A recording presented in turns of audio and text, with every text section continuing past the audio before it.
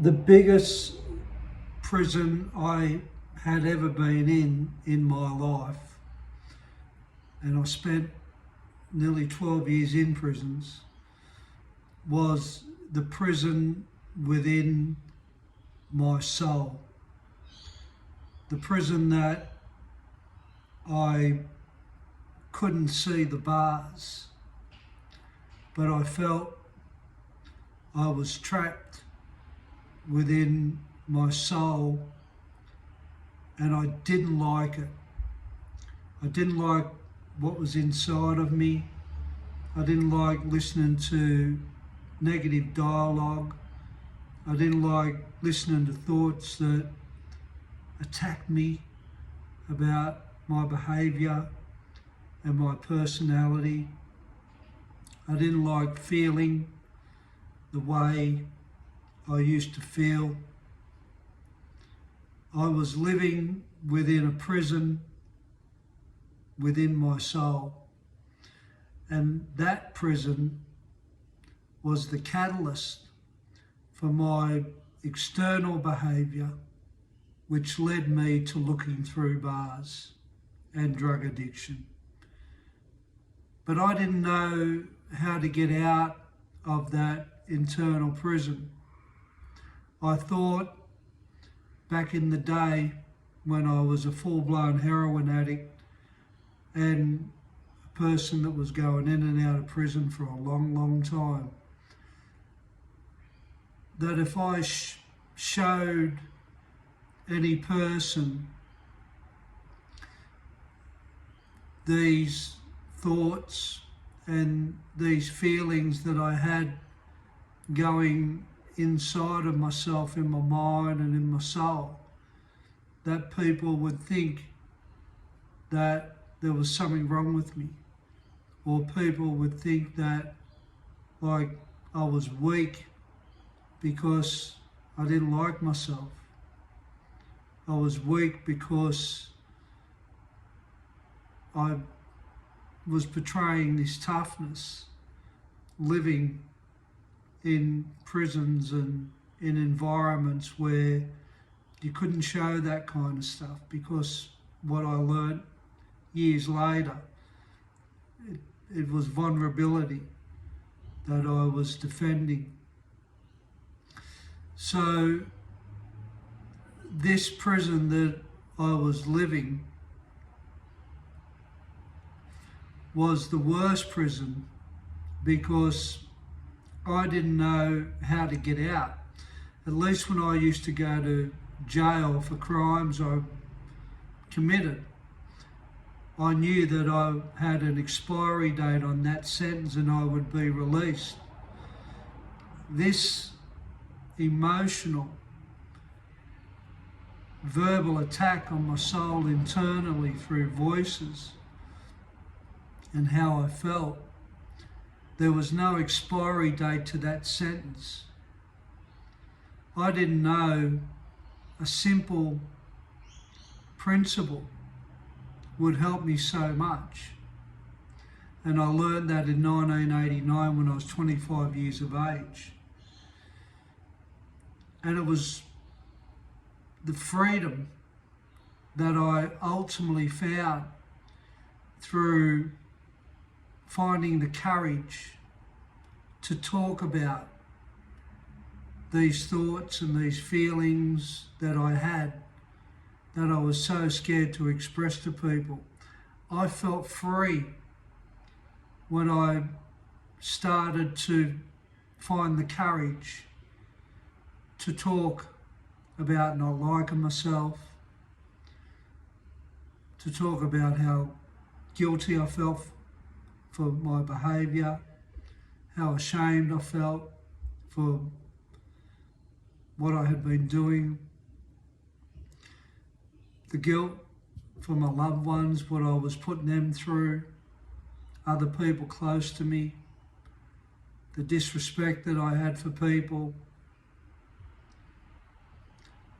I felt really bad about myself for stealing, hurting other people. And I didn't know that this was my creation, on top of communicating this stuff.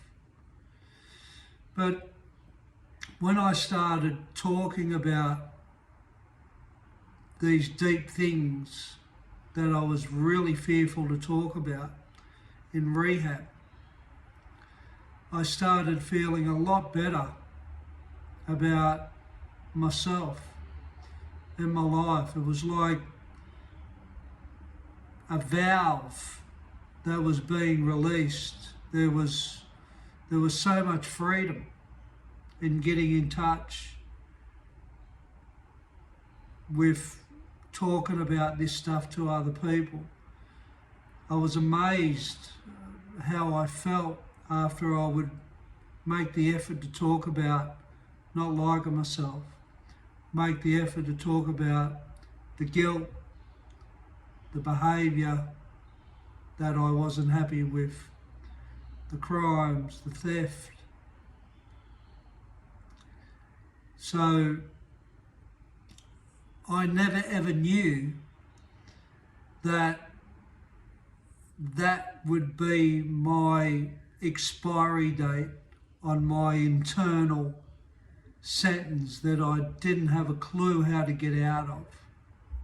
I didn't know that was my expiry date, but I hung on to that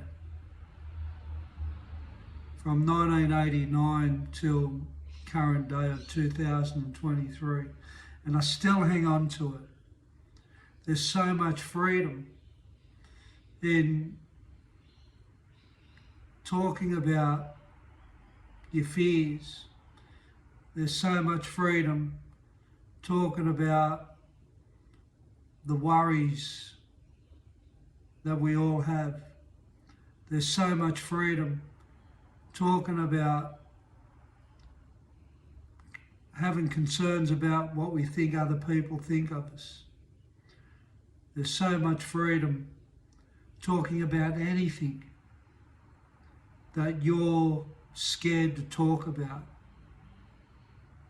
And what I learned with talking about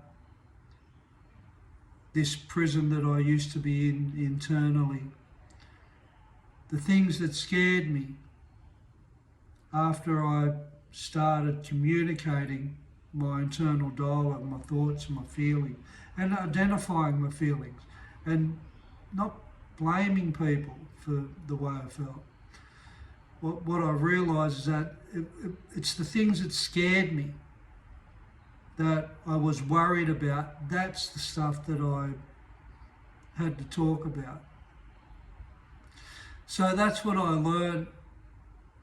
Well, I learned many things, but that was one of the things I learned about being in prison, is that the prison that I used to live in, looking through the bars, was not the only prison I was in.